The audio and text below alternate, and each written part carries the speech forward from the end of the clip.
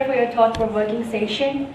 We shall now have the presidential remark by Professor Kishore Kumar CK, the Vice Chancellor, Mangalore University. Just 2 minutes to 12. Very good morning, all of you. Dignitaries on the dais, Professor Rajiv Bhargav, Professor Rajendra Chenni, retired Professor Coimbatore University, Professor Sandeep Shastri, Pro Vice Chancellor, Jain University, Professor R. Shashidhar, Department of English, Director of Neharu Chintana Kendra, Dr. Rajram Tolpadi, my colleagues, invitees, and my dear students. So I am very happy to associate myself on this occasion. At the outset, I would like to congratulate Professor Rajram Tolpadi for organizing this meaningful event on our campus.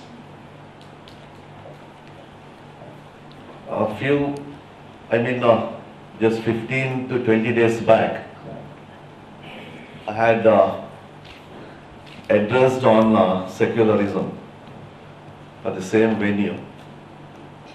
Today I see almost same crowd.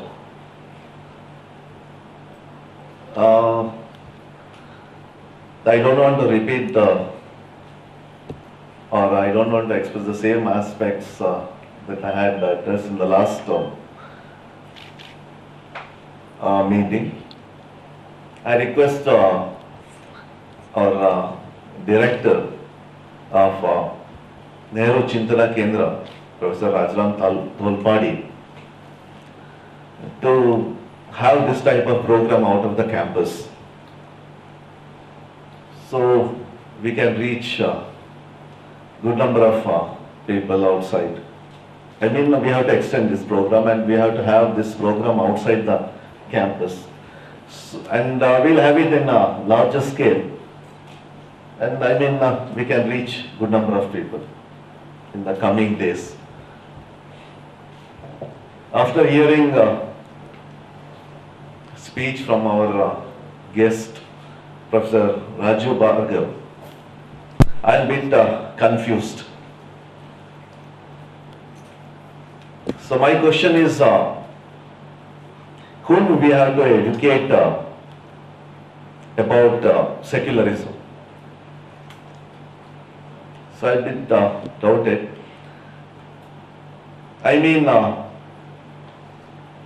About secularism, as you said, during last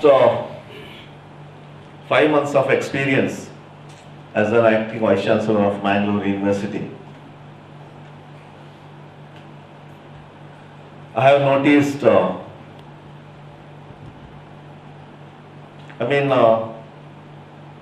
some changes or drastic changes and some decrease in the aspect of secularism. So that is among the highly qualified educated class. So my question is, whom we have to educate? Whether the highly qualified educated slot or uneducated people. As I observed and I have noticed this type of non-secularism, I observed a lot among the highly qualified educated people, not among the unqualified or uneducated people. They are really innocent and they least bother about this casteism or religion or any color or creed. This is my observation and my experience in the last few months as an Vice Chancellor of Mangalore University. So we have to take care of all those things. And to avoid such things, I can suggest some of the programs like NSS, NCC or sports. Those activities will really help to avoid such kind of unwanted things to happen. So take for example NCC or NSS or sports, when we don't see any caste or any color or any creed, they enjoy. They enjoy and they perform the activities without this type of unwanted things. So let us support and promote such type of activities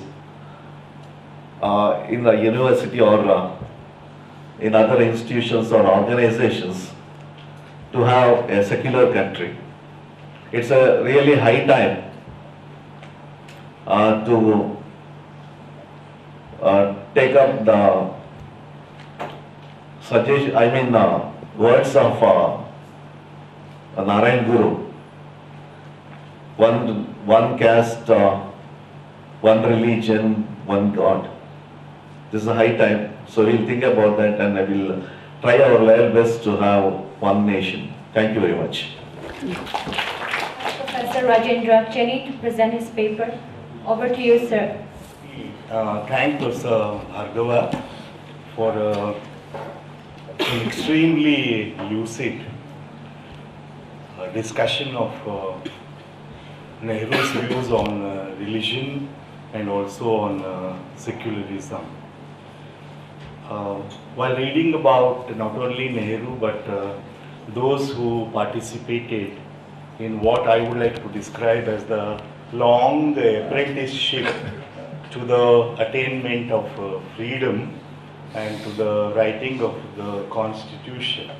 By this long apprenticeship, I am talking about probably the most seminal period in Indian history, where a large number of political and public discourses were interrogated and examined, and I would even say they were tested to the limit. And Nehru's views on religion and secularism should be seen as part of that.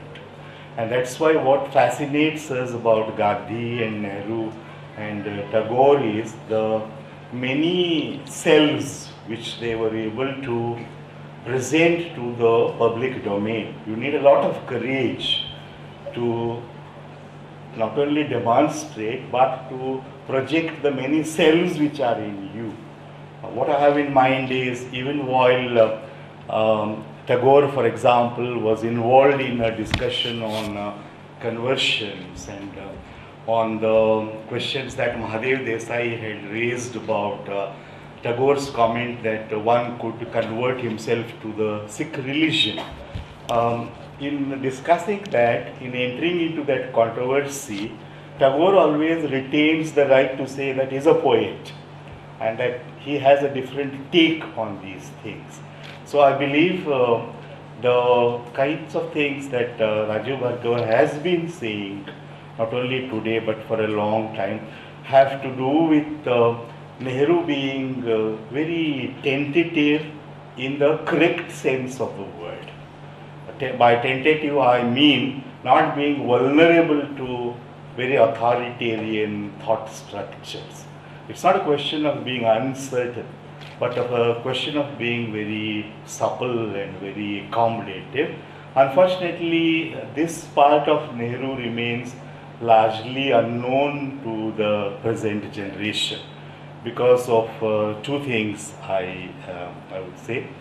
One is the virtual attack on Nehru as the sole and a perfect representative of the Anglophile modern Indian middle class, according to Ashish Nandi and others. And as Professor Bhargava has demonstrated today, Nehru was certainly not that.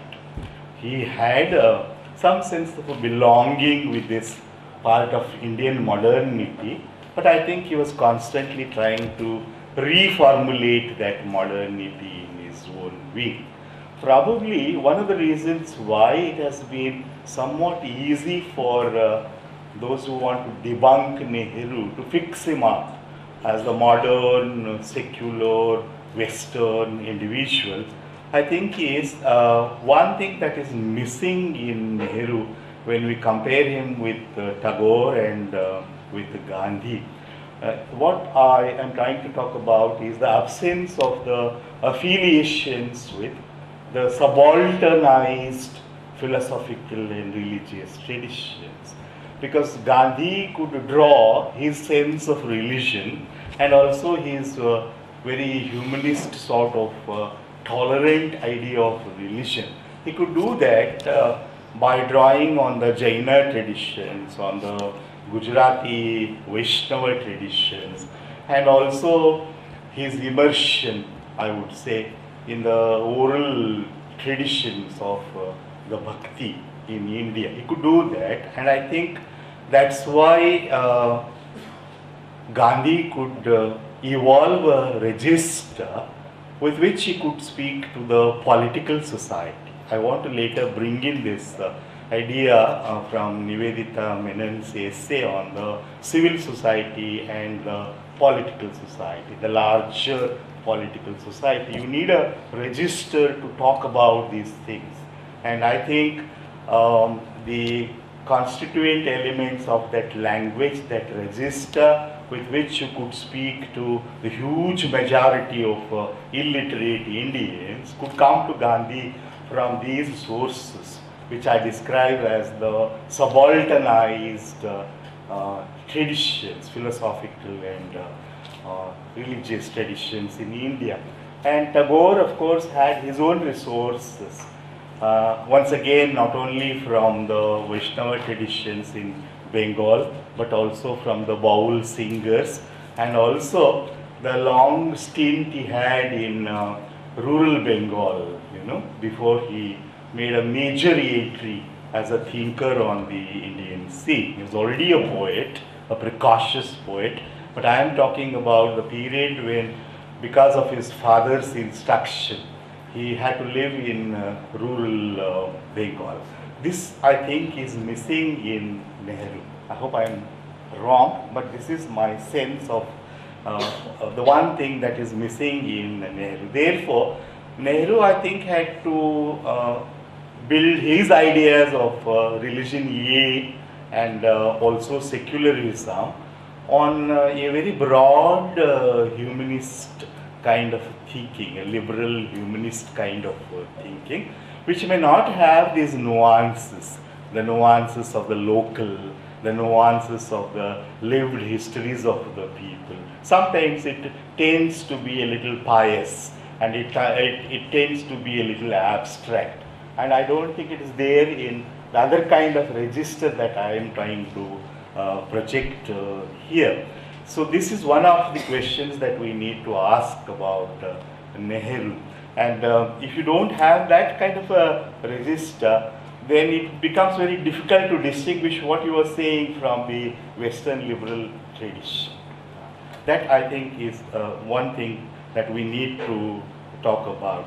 And I think that this period I described as a period of a very tough apprenticeship was mainly because of the gap between the imagined political nation state for which we were struggling as a collective on the one hand, and on the other hand, the idea of India. On the one hand, we were caught up in an anti-imperial struggle, and there was, I think, largely agreement and consensus that you are fighting against Western imperialism, and you are looking forward to an independent nation state. But the larger question that the entire period faced was about what would the nation state enshrine and what would it embody. We have talked about cultural nationalism and all those things, but this, I think, was the important question. But apart from the debates, there was a largely darker experience, I think, which we need to mention when we talk about Nehru. By the darker experience, I mean right from the 1920s, India was frequently traumatized by communal riots. Let's not forget that what I said as testing to the limit was testing against this dark underbelly of history, because there were huge disturbances and riots, etc. I am in fact quoting from Ambedkar's long essay on Pakistan and on communalism. He gives you a description of, Ambedkar gives you a detailed description of what happened between 1920 and 1940, because that was precisely the period when we were testing these ideas of secularism and tolerance. And he tells us that the horrors which were committed by both the members of both the religions, and they are strikingly similar to what we saw in Gujarat. And that, I think, came as a shock to me when Ambedkar records that not only were women raped, but in that riot also swords were used on the wombs of the pregnant women. This is recorded by Ambedkar. This is what I mean by the very dark underbelly of history, which had to be negotiated with by Nehru and the others. And that, I think, is what gives nuance. I feel like it was almost like, when you are trying to create the idea of India, of a tolerant and plural India, as Professor Bhargava very clearly and correctly said, a plurality which is already there. It's not something you're constructing, it's already there. But what is happening to this plurality which was already there, vis-a-vis the terror of the violence that everybody was witnessing?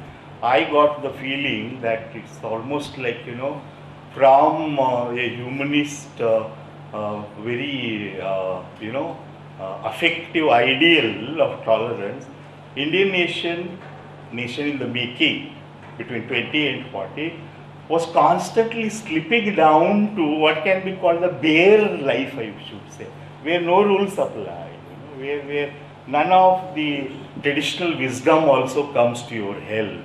And that's what Ambedkar laments, that why is it that nobody spoke of his conscience when the riots were taking place and so many human beings were sacrificed. So what could Nehru do?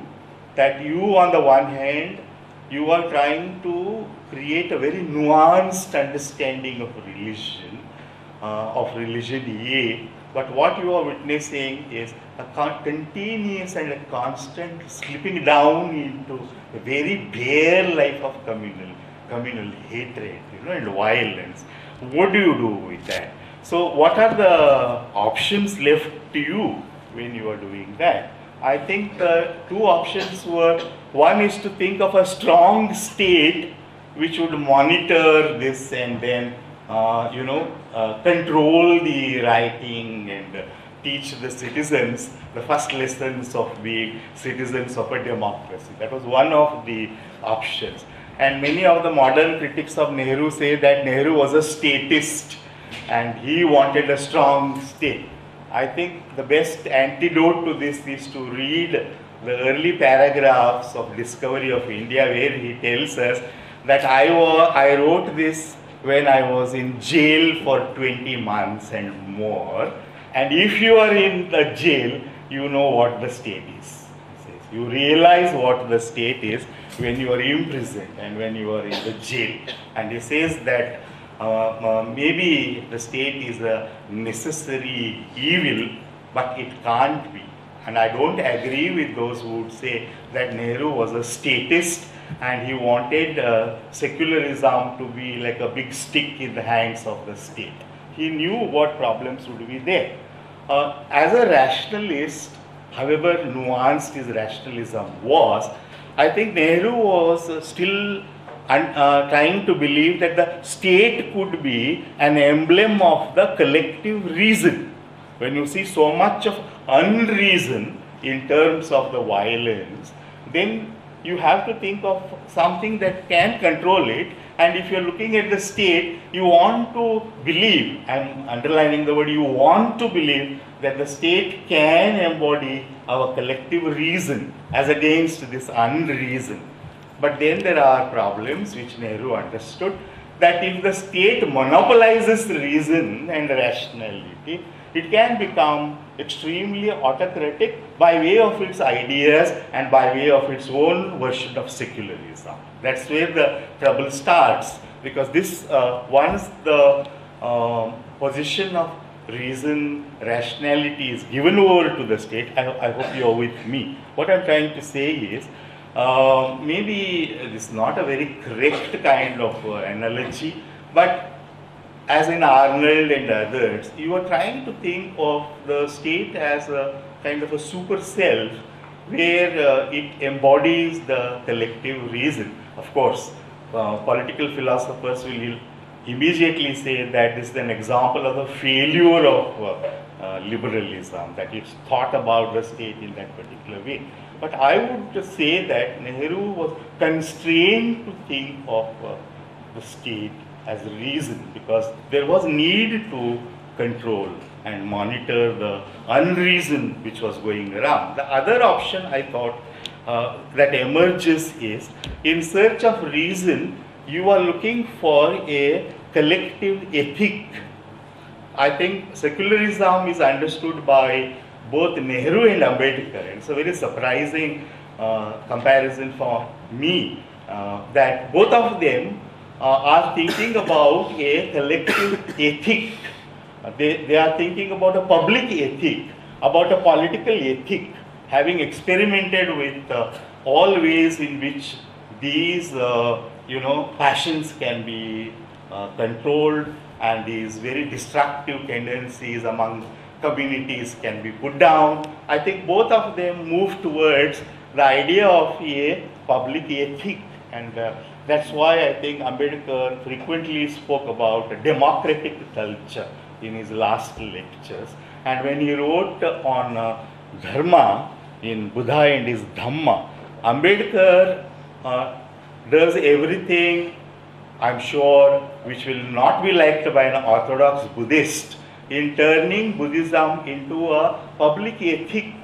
He wants it to be a system of ethic, and I'm sure this was a prevalent idea in the making of the Indian Constitution also. Indian Constitution as a system of ethical behavior. It's a system of ethics on how we behave, how we tolerate, and how we live together, how we create possibilities of coexistence. This is what I think Nehru was also looking forward to, and Ambedkar was also looking forward to. And then now the last 2 or 3 questions that I want all of us to talk about is, well, what is the religion that we are now confronting? But before we answer that question, we should also answer another question: what was the religion of Gandhi? Because many times we find that Gandhi is taken as a foil to Nehru or a contrast to Nehru, in arguing that look at Gandhi's secularism, which took religion as essential. Professor Bhargava has already said that this kind of demarcation doesn't hold any water, because in a way Nehru also thought like Gandhi. But my basic question is, what is the religion of Gandhi? I have read a lot of political commentators saying that he brought in a lot of Hindu symbolism into our nationalism, Hinduized our nationalism. I find it very difficult to find evidences for that. What is Gandhi's religion? In what way is it Hindu? Isn't it a very eclectic religion?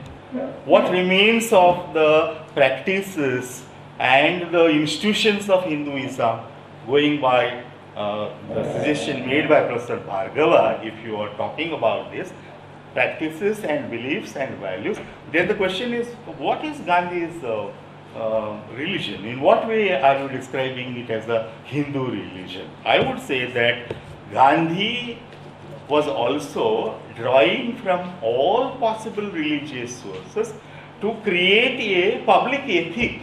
I'm coming back to that point because I had mentioned it in the last discussion we had in this hall 2 weeks ago, that what comes back to us is in the last days of Gandhi, I mean, during the horrible period of partition, is constantly thinking of morality and ethics. How? How do we put an end to this? How do we put an end to this bloodshed? And is constantly going back to the idea of ethics. I think that's what we need to do.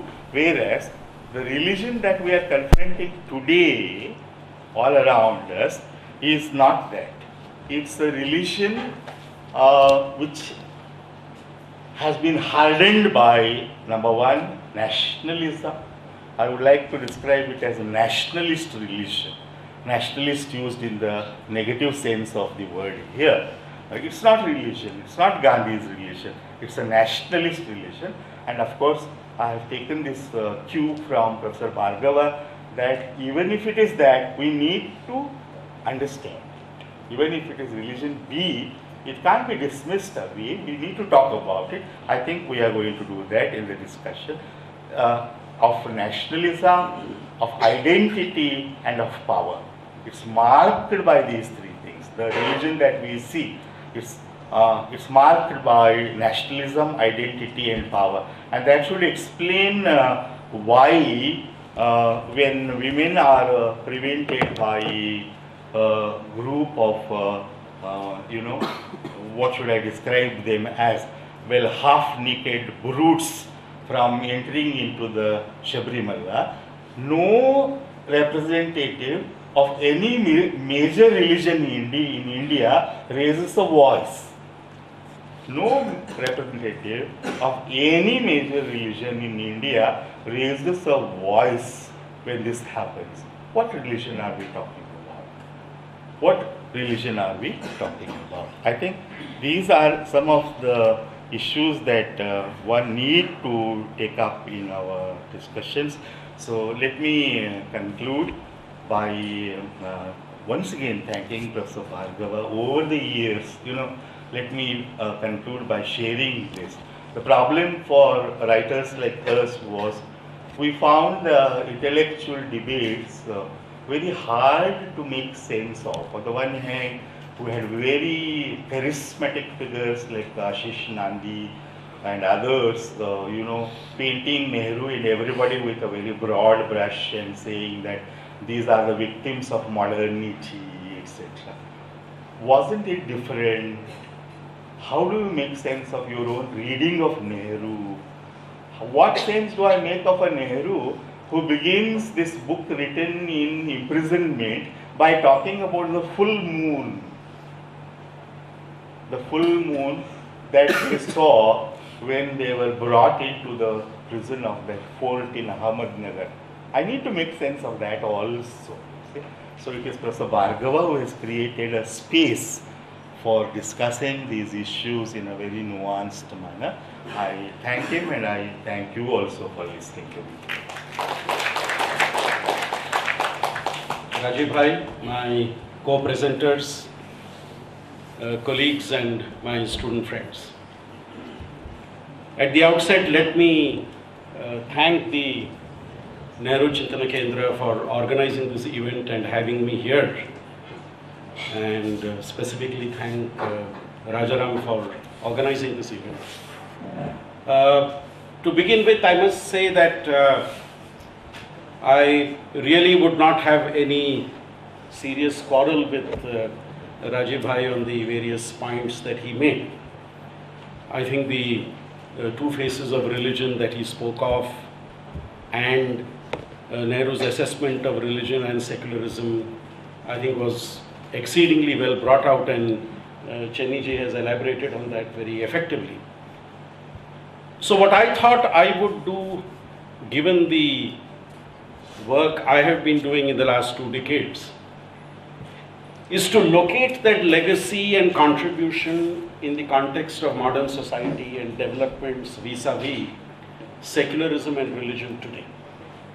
I'm going to base what I say on three important sources. One, 2 decades of survey research I have been involved with since 1996. What does survey data tell us about popular perceptions, about people's perspectives, and possibly changing public attitudes vis-a-vis religion, secularism, and the state? That's one. More specifically, I'm looking at 2 important sources. One source which Rajiv Bhai himself has reviewed, read extensively and commented on, which is a book that Pradeep Chibbar and I co-authored 2 years back, which was titled Religious Practices and Democracy in India, based on our surveys. I'm going to use some inputs from that book. And finally, of course, 2 important studies that Lokniti has done in collaboration with Azim Premji University in the last 2 years. There was always a complaint that Lokniti's studies are always linked to elections. So we tied up with APU to do this study, what we called Politics and Society in India Between Elections. We took a state which did not have an election in a particular year and did a study in that state on what is the popular perception on critical issues of politics and society in a year when election does not happen. And I think some of the findings of that linked to religion, secularism, and the state are important, and therefore I'd like to highlight those. Basically, what I'm going to posit is 3 formulations and 2 corollary outcomes from those 3 formulations. Formulation number 1. And before I talk about formulation number 1, let me add a caveat to that in the beginning, which is, in our work on religious practices and political participation, and in our surveys, we have constantly been asking this question on religious practices of the people. And to be more specific, we have raised questions and sought responses of religious practices from 4 perspectives. Number 1, performance of rituals. Number 2, participation in prayer. Number 3, attendance at religious gatherings. And number 4, visit to religious places of worship. Religious practices in terms of, I repeat, performance of rituals, participation in prayer, attendance at religious gatherings, and finally, visits to religious places of worship. And what we find in the last 2 decades is, across the country, across social groups, across economic groups, people's involvement in all these 4 religious practices has seen a significant and steady increase. There has been a very steady rise in all the 4.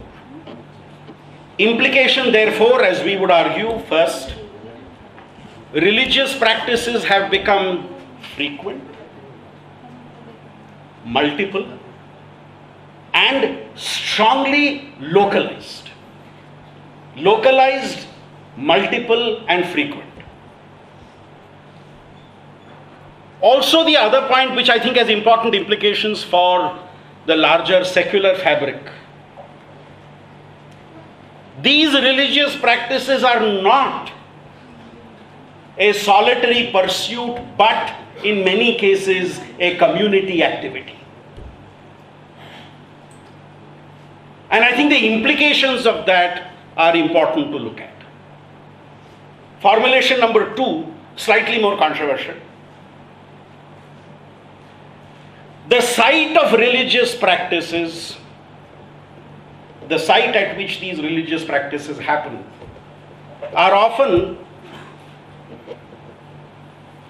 those public spaces where hierarchy is temporarily suspended. There could, of course, be rare exceptions. That the sites at which these religious practices occur are sites at which hierarchy, which otherwise is a very, very, very, very common feature of social engagement, is actually suspended. What do we mean by that? Basically, the fact that identic ties, that is, ties that develop among people of strikingly different social causes and classes, but then when it comes to religious practice, they participate in spite of social differences as part of a religious practice with a similar intent. And the larger point we make is this creates a sense of commonality otherwise not available in a hierarchical society. And does this have implications for the critical challenges we are facing today vis-a-vis protecting our secular fabric? My point number 3, and then I come to the corollary 2 points. The point number 3 is again linked to point number 1 and 2. At the local level, what we find happening is religious practices and political participation at the local level get strongly intertwined as the political elite at the local level share the religious practices with the religious elite. That if you look at the local level, religious practices and political representation get intermeshed in very strong and important ways because of this clear collaboration between the political elite and the religious elite. Two implications of this, the two corollary points which flow from this. Point number 1.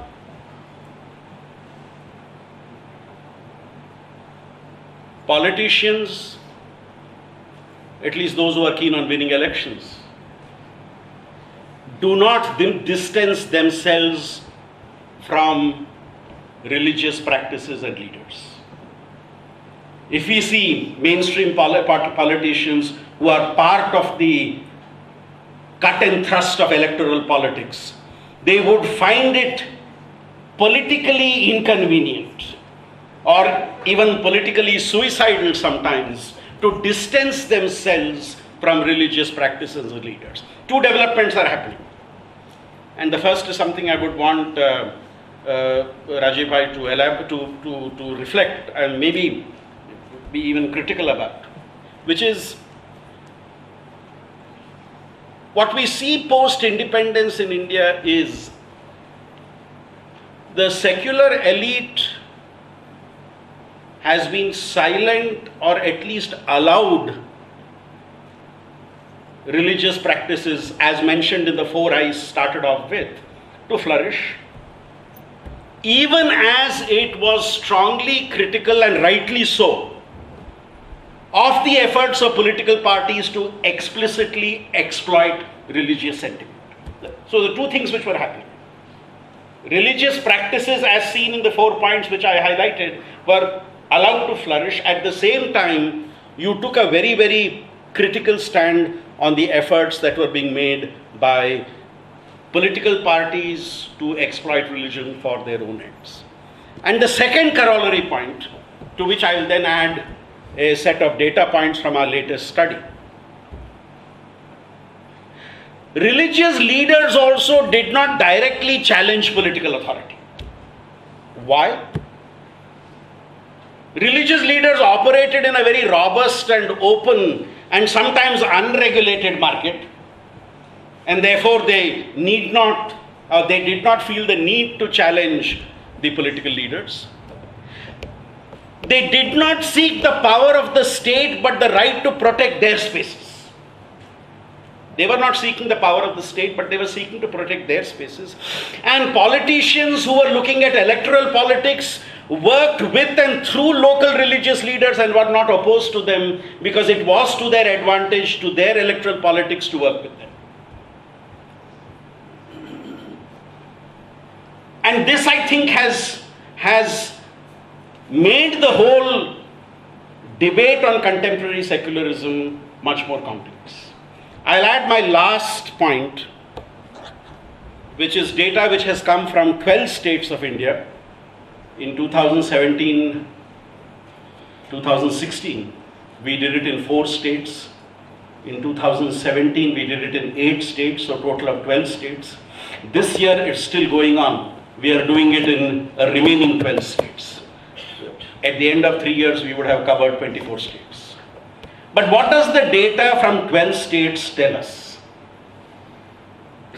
We had in this Azim Premji University Lokniti study on politics between elections a range of questions which directly tapped on religious views of people, and also questions on how did people perceive those who were from another religious faith.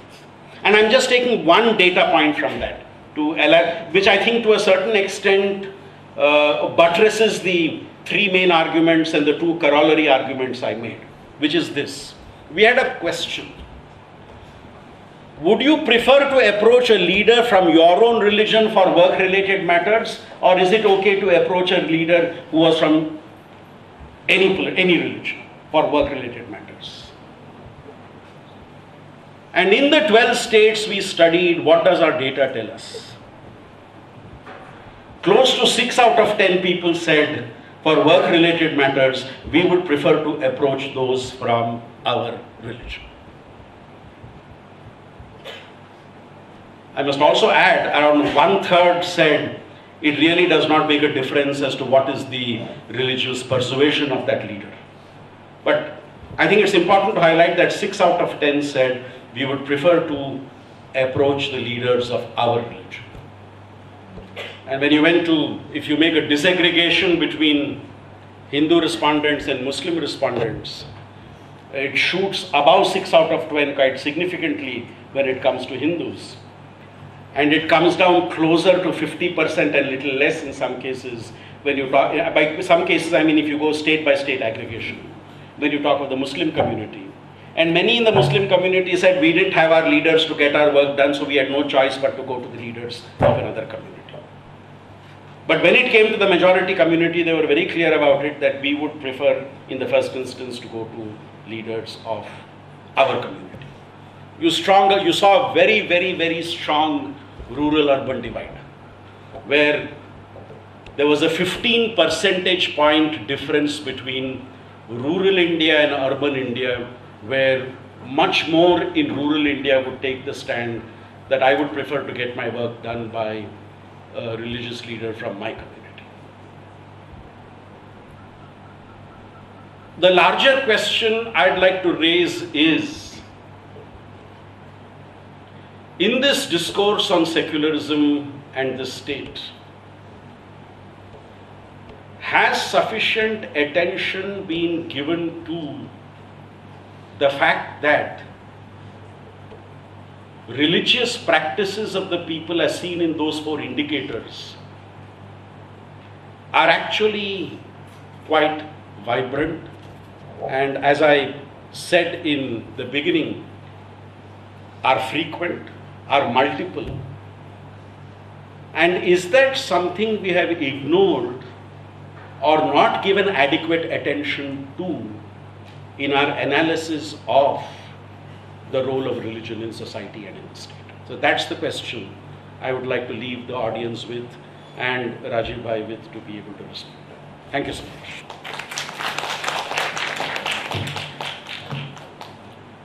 Let us begin with the juncture, the historical juncture in which secularism becomes an agenda in our country. It's a colonial juncture. Now, at the time of attaining freedom, we inherit a state, and that state is a colonial state. A colonial state is an aggressive instrument right? And the colonial state is seen as interventionist. The central government should draw plans for 5-year, development schemes, what we call 5-year plans. There's a river that goes down your country, your state, you have to build a dam, you are temporarily inconvenienced, but I don't care because I am working, the state is working for the general good. The colonial state is seen as the agent of science and progress, because the colonial subjects are supposed to be irrational, unscientific. I have to put sense into your mind. And the colonial state is also a legal institution. There is this very interesting scene in the movie Gandhi. Gandhi is saying, in this meeting to the British people, just leave us and go away. And there's a minor officer who is doodling on a sheet. He tells his neighbor, where is India anyway? India is 600 and odd principalities with so many languages. India is a country because of us. We created India. And India exists because of bureaucracy and law. So the state, interventionist state, now has to enforce the law. Because in yourself, as a colonial subject, you're supposed to be irrational, pervert. I have to put sense into you and impose law upon you. This is the context in which secularism comes to us. Now, I have always felt that secularism is at best normative. It cannot be regulatory. I can persuade you to live in a particular manner. I can beg you to live in a particular manner. I cannot force you to do that. If secularism becomes a state agenda and a legal agenda, we have problems. We have always had problems. Let me just quote what Professor Raju Bhargava just said. People who have talked about Hinduism have absolutely no idea of Hinduism.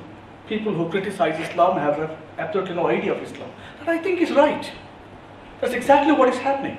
I had a Pakistani friend, and we were talking. This was when Salman Rushdie's book had run into problem. And he told me, in Urdu literature, we have a number of books criticizing Islam, the Prophet himself. We have had no problem.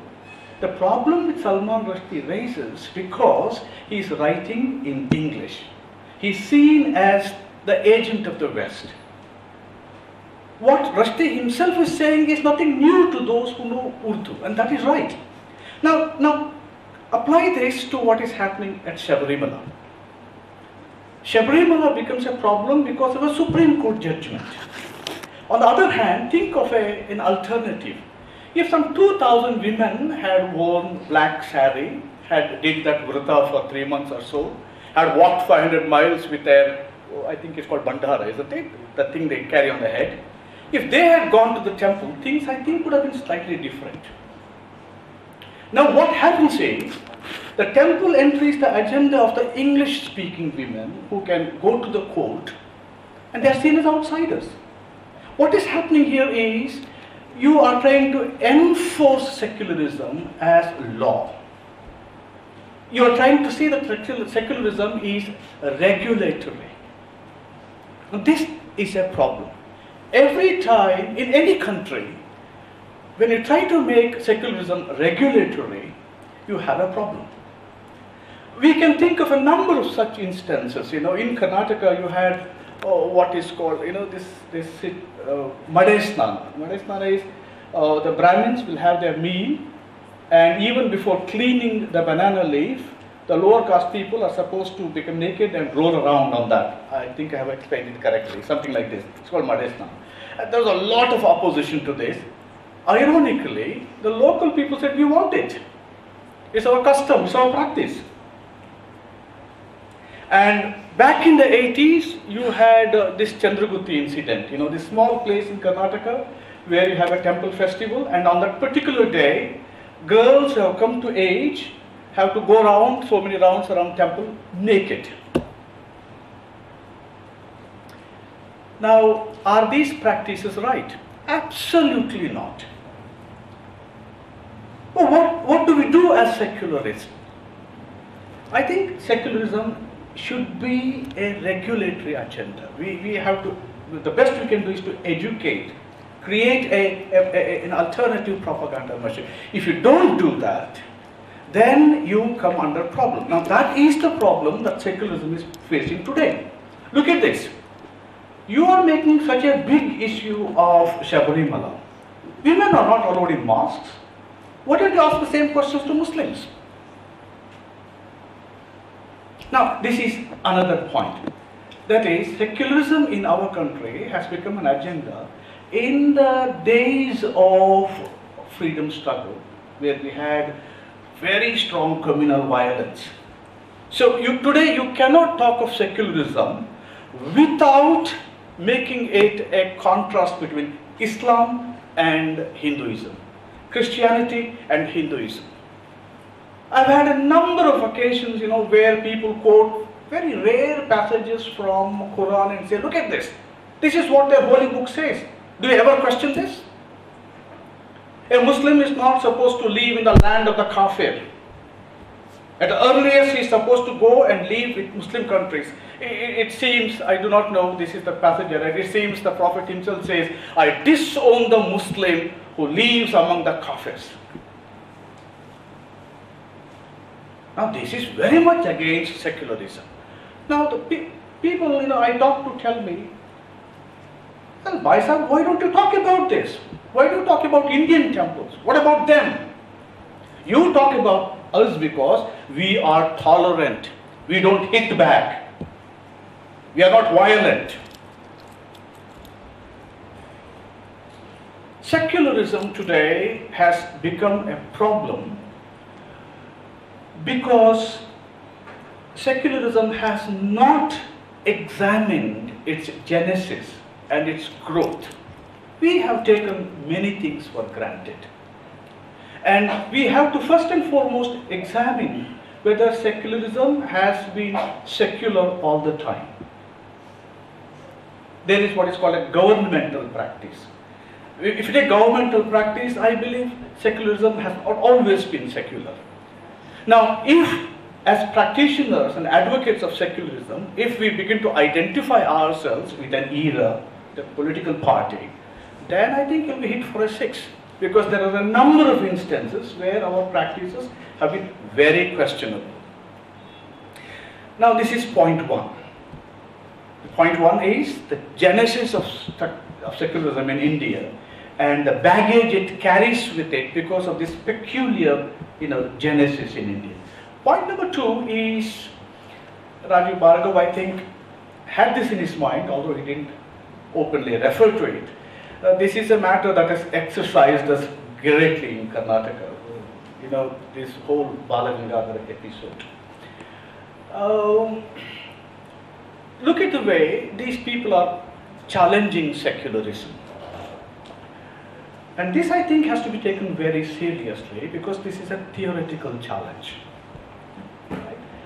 Now, this theoretical challenge is well known to most of us who have practiced theory, and that is this.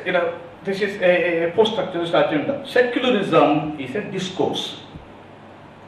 Caste is a discourse. Religion is a discourse. Therefore, like any other discourse, you can do 2 things to these discourses. 1, do an archaeology. How do these discourses come up?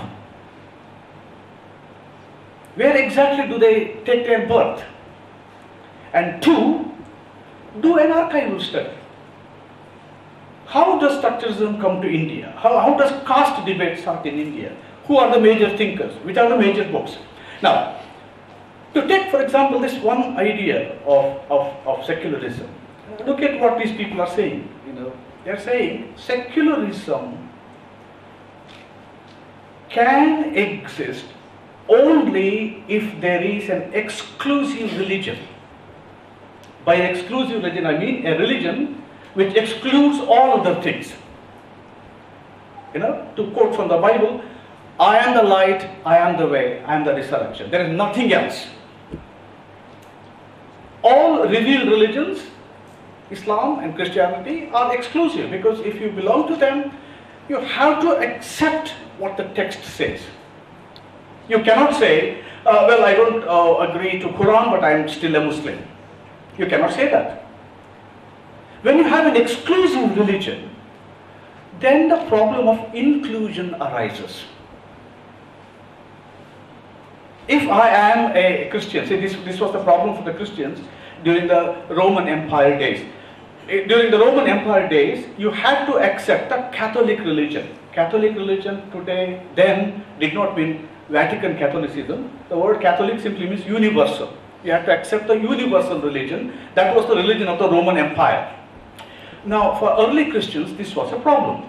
How can I be a Christian and practice some of those things outside my religion? You know, this is exclusion, inclusion.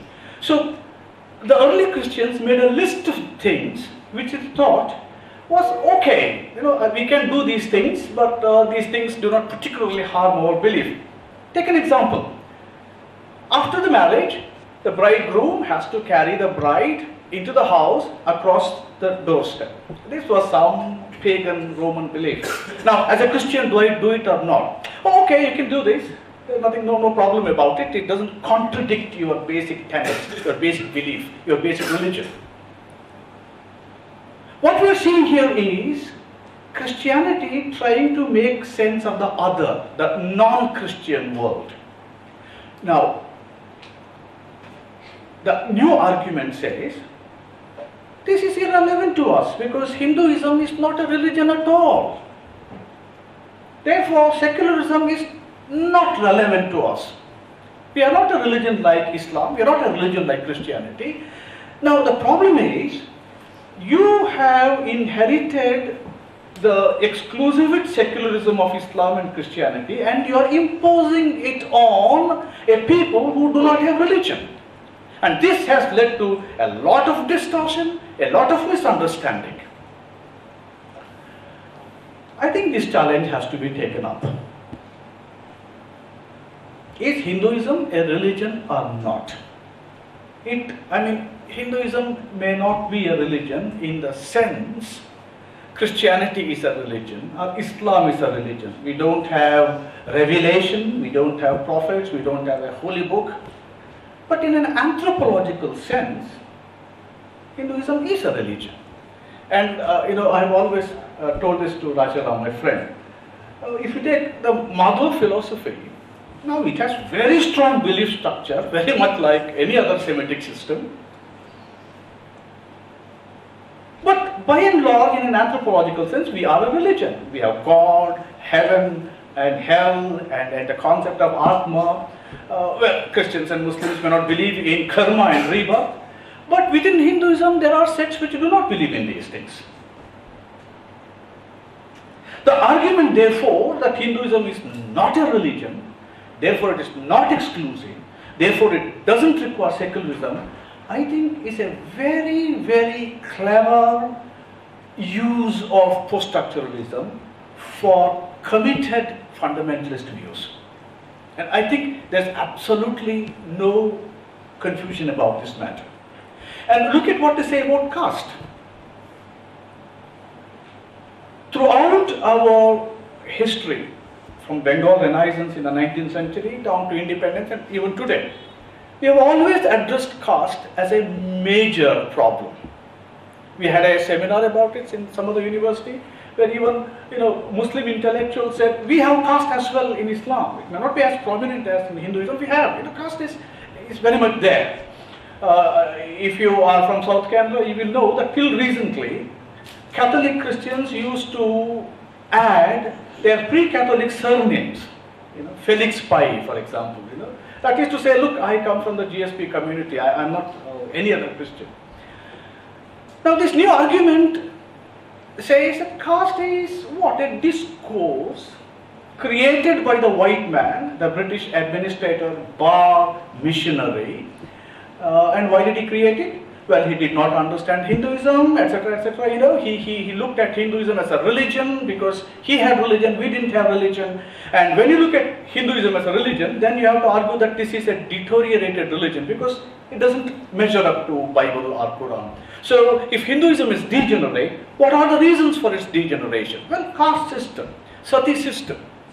The white man drew up, it seems, a list of all these things.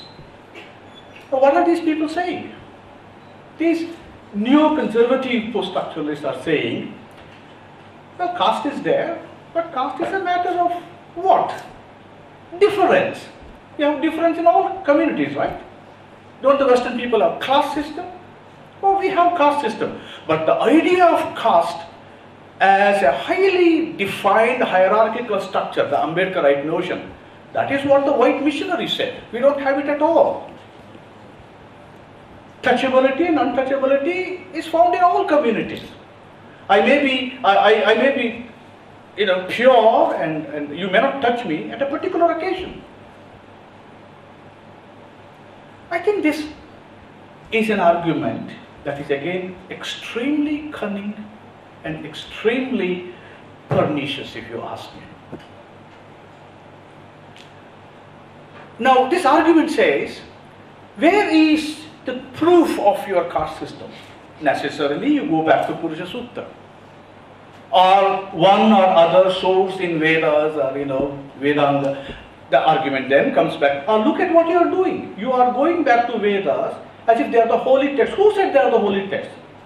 Well, that's because the white man told so. The white man has Christianity and his holy book is Bible. The Muslims have their holy book Quran, and therefore you think that Hinduism is a religion, it must have a holy book.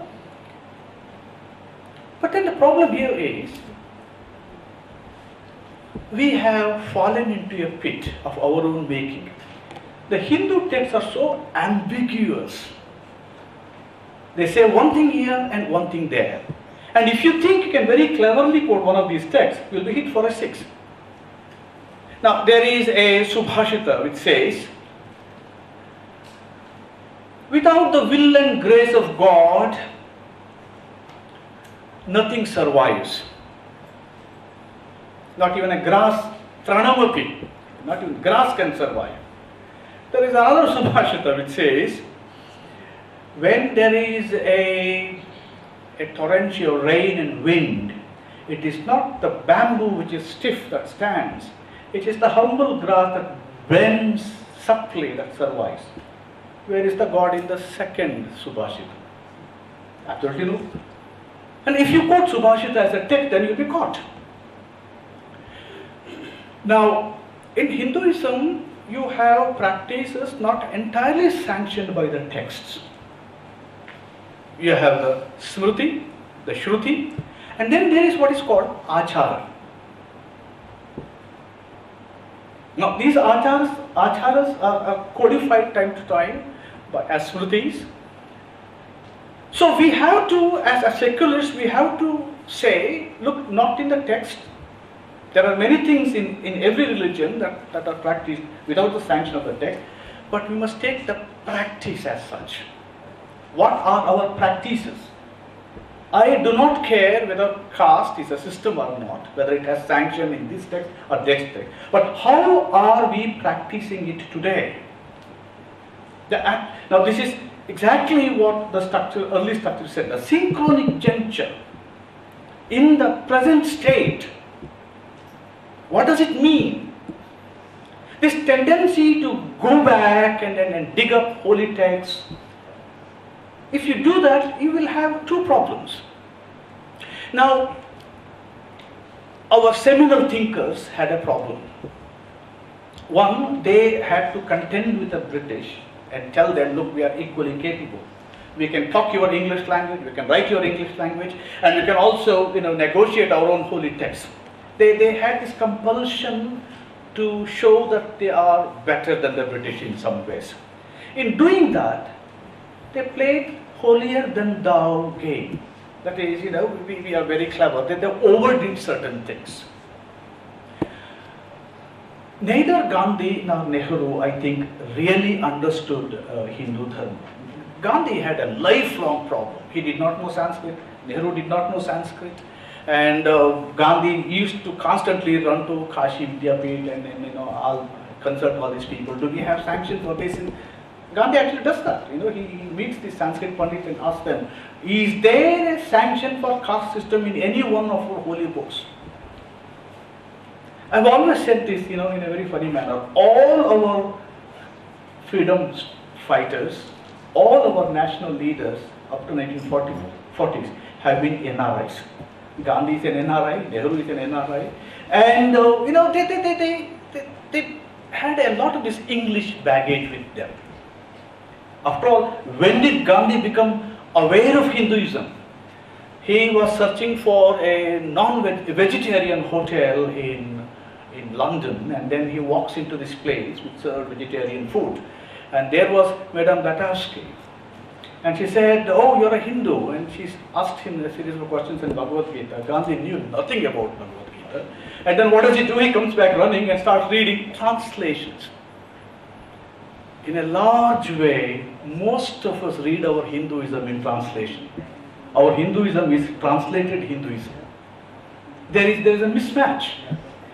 As practitioners of secularism, we have to understand that we cannot rely upon the state, not law. As secularists, we are a normative force. We cannot be a legal force. We cannot enforce secularism. If you try to do that, that will be a problem. Just consider this.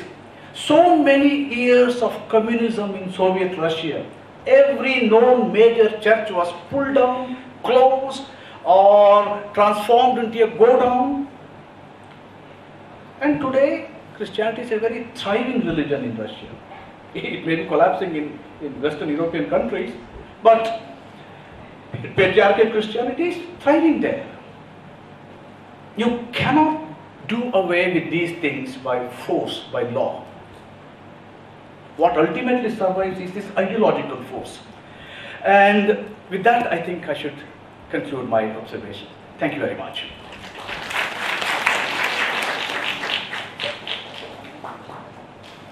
Now we shall have Professor Bhargav's response to these three presenters, which will be followed by a general discussion.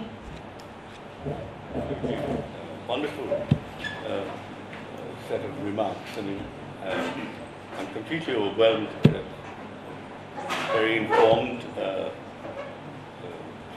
full of insight, wisdom, and I'm very grateful to all the three panelists for these very fruitful and productive, very fruitful and productive interaction. I obviously can't cover everything. I'll just say a few things. I try to give maximum 5 minutes to each of the three, and then hopefully we'll have a good session of question and answers. Now, on this normative and regulative, see,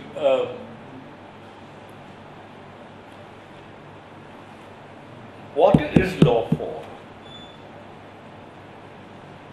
I mean,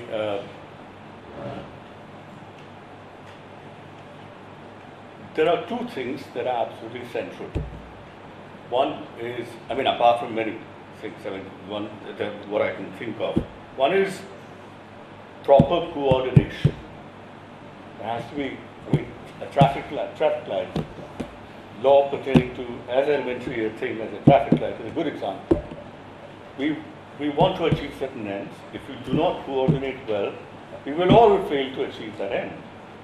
There will be traffic jams, there will be accidents. We all want to go somewhere, but we will never be, none of us will be reached there. So there has to be some regulation, some coordination. The second is to prevent harm. I can't, in order to achieve my end, I can't injure you, I can't kill you, I can't damage your self-respect. I mean, there are lots of things that I can do. These are, so, I mean, this is, of course, one will try to persuade people not to do these things. I wish there was a way in which the entire traffic could be regulated mainly by people saying don't do that and not have any traffic lights. I wish we could also have a whole system by which we could just say don't steal, don't rob, don't injure, and don't kill, don't maim, don't oppress, don't exploit, and everybody listens. But unfortunately, human nature being what it is, there is no way that we can get rid of a system of potential coercion, what you call regulation. You cannot use force to change people's beliefs. I agree. That has to be done by persuasion. But but in addition to trying to change people to better coordinate and not to harm others, you cannot wait till your normative system works. You also have to have a law in place. So, as far as secularism is concerned, my humble submission is that it should be a normative force. We should all try and change each other through persuasion, through discussion, through dialogue. But when it comes to these two elements, the normative has to be supplemented by the regulative. The secularism that I've outlined was only about making sure that one community doesn't dominate another community, which is to say, use force against it, to oppress it, to marginalize it, to exclude it. I mean, there we will tell each other, don't do it. But if people persist in doing it, you have to use law. The regulative has to come in. And same thing is about what's happening within the community. Untouchability is such a degrading thing, so demeaning, and no matter what, the colonialists, maybe it's all an invention of the colonialists, which of course you know and I know is not. Untouchability is not just created by the Brits. It's been there for a long time. It's not been the same for a long time. The same people have not been untouchables forever. There is a placeholder and people have changed. Sometimes these people have become, sometimes other people have become, and so on. I don't think there is a community which has forever been an untouchable community. But there has always been, you look at, this is something, it's not, Purushuta is a very, that is always, that's neither here nor there. One doesn't even know when to date it. It's not part of the original Rig Veda. It's something which is inserted later. When it's inserted, maybe 1,000 years after Rig Veda was composed, which is still pretty, long ago. We're talking about pre-Buddhist. But we don't know how to understand it. That's the only mention of those so-called four varnas in the Vedic literature, in the Rig Vedic literature. And we don't know when it's inserted, but let's say it's there. What does it establish that there was a caste system there? There's a caste structure? No. But by the time you have the Manavadharma Shastra, in the Manusmriti, there are Brahmins who are saying to the king, get these people out of our village. Let them stay there. Now, who these people are and so on is a different thing. I mean, there's a lot, but there is talk of the Varnas system. But of course, even what does that mean? Manav Dharma Shastra is not descriptive. It is not trying to describe a reality. It's a normative vision of a certain group of people. It's a normative vision of the Brahmins. We are not even sure if it's representative. It's wrong to think that what Manav Dharma Shastra is saying was actually happening at that period. It's supposed to have been written around the 2nd century after the Common Era. So we don't know. This is, but that there is an aspiration of a section of the Brahmins who composed the Manav Dharma Shastra, wrote it up. It's an aspiration of some Brahmins that this is how society should be ordered, and that it should have some system of hierarchies between jatis and varnas. And how widespread it is, how long this is last, what is the significance of the Manav Dharma Shastra at the period that it was written, how much that significance lasted, no idea. We don't have a good history of that. But yes, Sanskritists tell us that from time to time, Manav Dharma Shastra has been important, but it has to be taken to be the normative view of some Brahmins. We should never confuse it with reality. But sometimes, occasionally, we were discussing this yesterday, occasionally social order did approximate the vision that is there in the Manav Dharma Shastra.